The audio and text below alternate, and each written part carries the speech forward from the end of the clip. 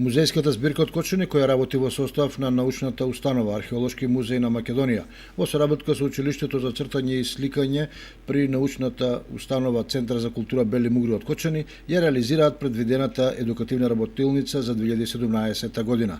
Раководител на проектот е Илинка Атанасова, а годинава во него се вклучени 20 ученици од различна возраст под надзор на нивниот ментор магистар Александра Димитрова.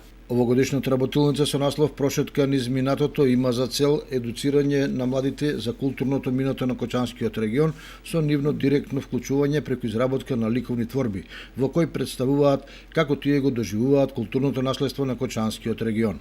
Во план е изработените творби на оваа работилница да бидат изложени во соодветна прилика за да можат да ги видат љубителите на сликарската уметност. Ваквите тематски едукативни работилници од област на културното наследство, музејската збирка континуирано ги организира од 2004 година наваму.